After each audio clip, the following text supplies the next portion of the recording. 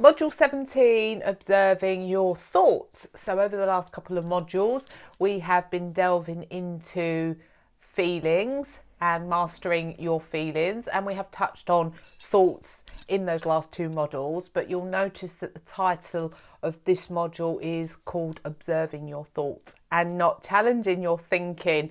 And kind of wanted to share a little bit of my own journey. So when I first started my own personal development journey, I think one of the first therapists I went to see was a CBT therapist. And don't get me wrong, I do think CBT has its place, and I do think that challenging distorted thinking has its place. But from my own personal experience, and this has kind of been a bit of a journey for me, and I think I've had to have gone through my experiences with CBT and challenging my thinking and balancing my thinking to then allow me to move into being more of an observer, can't even speak, an observer of my thoughts, rather than always trying to capture the thought and kind of do that quick balancing act. For me, going through that journey of, I got to the point where I realised that I've been an eternal overthinker. I think that's partly due to suppressing my emotions, which I've shared part of that story in the last videos.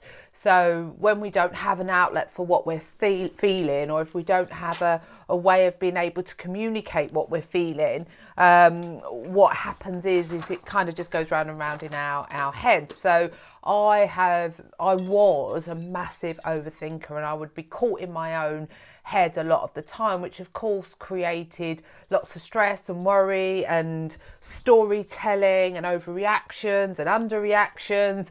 But equally, it was like a self-fulfilling prophecy. So I would, like a spiral really, if we're stressed and anxious and overwhelmed, that actually releases hormones in our body that is more likely to create these illogical, irrational thoughts. So I kind of felt like I was a bit trapped in a cycle. I knew that my overthinking was not helping me. And so, of course, as a result of that, got referred to therapy, went to see a CBT therapist. And as you probably know, CBT, so I keep dropping my notes. CBT is that link between the way we think, the way we feel, and the way we behave. So I spent quite a lot of time focusing on my thought patterns, because it kind of makes sense, doesn't it? If you change those overthinking patterns of thought, that's going to help to settle down your emotions. So I kind of spent quite a lot of time in that whole arena of trying to manage and control my thoughts, which kind of did serve me well. But actually, a bit like anything, it's a bit of a coping mechanism once you're already experiencing that overthinking and that overwhelm. And just sort of looking back now, I do think some of those CBT techniques actually kept me stuck a little bit. And what I mean by that is that all of these techniques that we teach, like journaling and meditation and balanced thinking and stuff like that, are really great techniques if we use them regularly. But unfortunately, and certainly for me, what I tended to do was only really use them when I was really in that those clutches of not being able to turn my mind off, it affecting my sleep, it creating lots of anxiety. So, and I talk a little bit more about this in the workbook. So I would kind of get to this point where my mind was worrying, and I'd created like this emotional distress for myself, and that would be when I would reach for some of those techniques that I'd learned. And you know, in the main, they did work when I used them, but I didn't use them often enough for them to start to have a deeper effect in terms of changing some of those patterns of and belief patterns in my unconscious mind. So what I then started to work on, and this is the same with our feelings, it's a bit like we get, and something I've been teaching you over the last couple of modules is learning to sit with those feelings. So instead of actually having that feeling and then attaching a label to it, a thought to it, and then the thought is what kind of then gets blown out of proportion and over exaggerated, which then deepens the way we are feeling. As I've kind of taught you that pause button for sitting with your emotions, equally that can be a really effective procedure or process of managing our thought processes. So if you imagine our thoughts, they happen so quickly and they're a bit like a domino effect. You know, you have one thought and that leads to another and another and another. And before we know it, we have created this massive story around what is going on, either with someone, something external to us, a person, an experience, or with something that's going on internal to us. So we get really caught in these thinking loops and create these massive stories. And what CBT does is it encourages you to it does encourage you to kind of analyze the thoughts that you've been having, and it encourages something like identifying the hot, juicy thought. That's the thought that often triggers the part of our belief system. But that's really quite tiring and quite exhausting. That was my experience anyway. So I started to toy with the idea of becoming an observer of my thoughts. And what I mean by that is actually learning to recognize when my mind was creating the thoughts, because you can't control your thoughts. You know, they're there, they just pop up. There's a trigger and then there's a feeling and a thought, and these things happen really, really quickly. So trying to control our thinking is really, really difficult to do. And so I kind of started to think, okay, if I can't control my thinking, how can I influence it? And what I started to do was actually start to be more of an observer of my thoughts. And what I mean by that is, instead of like you having that thought and then it leads to another thought and another thought and another thought, and then in the end we end up reacting from it, what I taught myself to do was actually almost imagine that I was stepping outside of myself and just observing the thoughts that were going through my head without reacting on them. And it is a practice, believe me, it's a practice. I'll talk a little bit more about this in the workbook itself, because this is something that I really want you to give some consideration to, especially if you are somebody who's an overthinker. And some of you will recognise that overthinking, and some of you will be at a point where you can hold your hands up and acknowledge that the thought processes you go through aren't completely accurate all of the time. And this isn't about someone being right or you being right or them being wrong and you being wrong. This is about creating an environment where you can like settle yourself down emotionally, but also in your head. You know, I used to drive myself crackers with my overthinking. And of course, the more you think, the more you feel. And then you're constantly looking for a way of being able to quieten down your mind and quieten down your emotions. So learning to be an observer in your thoughts is a really, really powerful practice to practice. So over the years, I guess for me personally, the approach I've been taking is ultimately, for me, self-care is always like the primary one. So the more we are taking care of ourselves physically, emotionally and mentally, the less stressed and anxious we are. And the less stressed and anxious we are, the less likely we are going to be to get caught up in these overthinking patterns of thinking. So it's the way I kind of approach my own sort of healing and my own well-being, if you like, is self-care is always the primary one. Managing our emotions and managing our thoughts are kind of secondary. The more we take care of ourselves up front, the more proactive we are up front, the more we are taking care of ourselves physically, emotionally and mentally, the less of the triggers we're going to experience, because this is all tying into the emotional chain of events work that we've been doing. So the more we take care of ourselves up front, we reduce the need, if you like, for these other strategies around either sitting with our thoughts and feelings and observing them and not reacting to them, or learning to actually explore them and balance them, and like more the CBT side of things. So there's kind of 3 stages. I always see self-care as the primary one. You know, the more we take care of ourselves, the less we're going to get pulled into this drama or these triggers, this overthinking, this overfeeling. So the next one for me is always to observe. So I have over time learned to recognize when my thoughts are going off on a bit of a tangent, and I kind of press that pause button, and I've learned to be able to almost be an observer, to almost just sit there in my mind, and I always close my eyes and I just observe what thoughts are going through my head, and I just kind of ground myself in the moment, and I just observe those thoughts.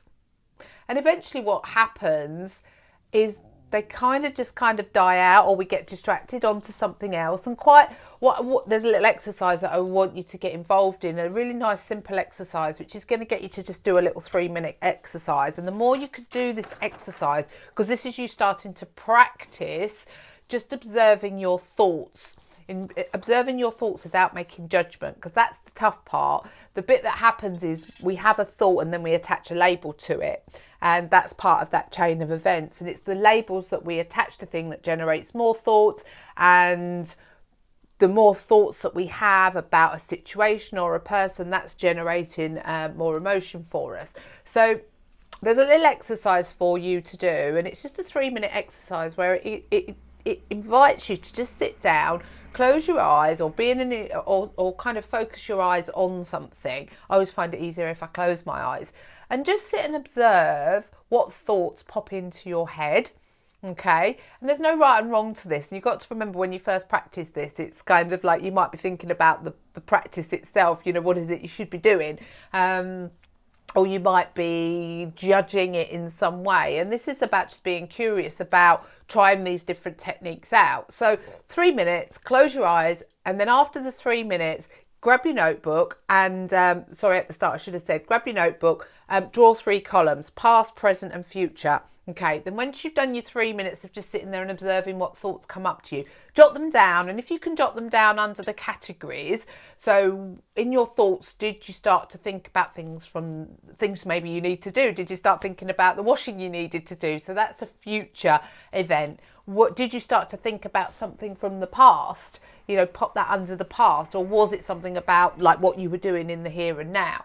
So this technique is if practiced, okay, it's only 3 minutes, is going to help you to start getting used to being the observer. Okay, now also what I want you to do is like just be curious about any judgments that you place on that, because learning to observe your thinking without attaching a label or a judgment is kind of like the next stage, because that's what we do with our thinking. We attach a meaning, same as our feelings. We attach a meaning, we attach a judgment, and it's that judgment that then drives the behaviour. So just checking my notes. Think for timing you. Yep. So that there's a couple of exercises to do. One is this one with the 3 minutes, and also I want you in the workbook. I talk a little bit about. Sorry, my mind's gone blank. I talk a little bit about how to not judge. So, and there's an invitation in there to think about the last time that something was going on. So maybe a trigger, someone said something, or you were in a situation, to think about the story that you created around that. You'll often hear me saying that as humans we think in circles. So if we don't have all the information, we fill in the blanks. So this is an opportunity in this module to sort of think about where that's happened for you and how did that play out. So think of a time where you didn't have all of the information. It might be related to something someone's done, or a situation at work, or a situation at home.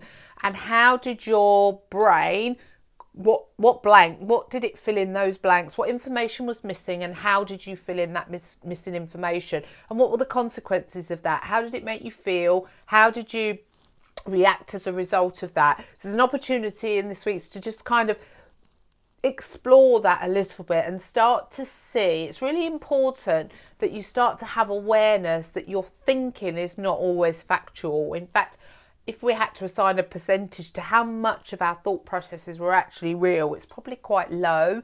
And we become a bit conditioned, don't we? We become conditioned to, especially if a situation happens that's like a situation we've had before. It's really, the brain kind of recalls that similarity, and before we know it, we're making judgments about what's going on in that situation, which may or may not be true.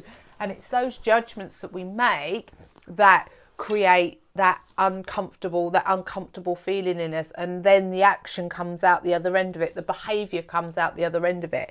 So there's an invitation in this week's training to have a little think about that. Think about a real life situation in your own life where you have filled in the blanks and you've created a story that may or may not be true, and how did that play out for you? And then there's the observation. So what I want you to do, or what I invite you to do with this exercise, and really this whole block of training really, is about starting to become much more of an observer of what is going on in your feelings and what is going on in your thoughts. So it's more about observation than reaction.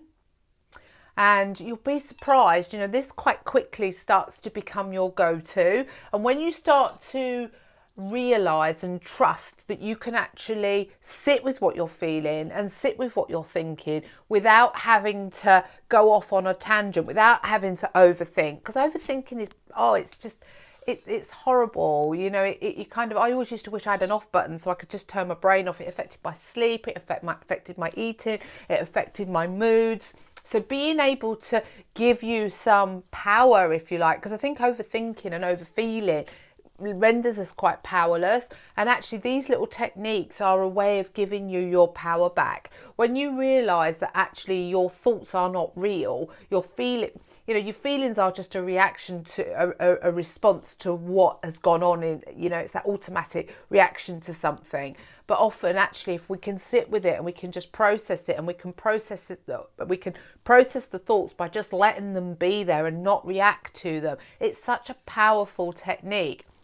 And since I've been doing that, since I moved away from the balancing my thinking, don't get me wrong, I do still do that sometimes, but that takes time and effort, and I often forget to do it. So for me, the practice of mindfulness and actually being very present with my thinking, and actually just kind of trusting that the thoughts that I'm having aren't necessarily accurate, and that actually I can just sit back and observe them, and then a bit like feelings, what they naturally do is start to fade. But this is a practice, guys, and it's really hard to define the process that I've gone through to get to that point, but it started with those little awareness steps. And in that awareness, in those moments of sitting there for those 3 minutes and kind of just observing what's going on in your mind, you start to actually, it's like exercising your brain muscle. You go to the gym to exercise your muscles. This is like a workout for your brain. So what you're doing is you're starting to actually observe your thoughts rather than just react to them without thinking about them. So that's this week's training, guys. Hopefully you're going to find these techniques helpful if you use them. But this isn't saying that CBT and balanced thinking doesn't have its place. But for me, I find sitting with my feelings, sitting with my thoughts, and almost just observing them and letting them pass feels like a much healthier practice for me. It certainly feels a quicker thing to do now because I've been practicing it for quite a few years, but there are still times where I will do that, almost just question myself, that is it true statement, and that's kind of like the balancing your thoughts, but actually learning to be able to just sit and allow those thoughts to pass through without having to react to them, without having to make judgment on them or make them mean anything, is a really powerful practice.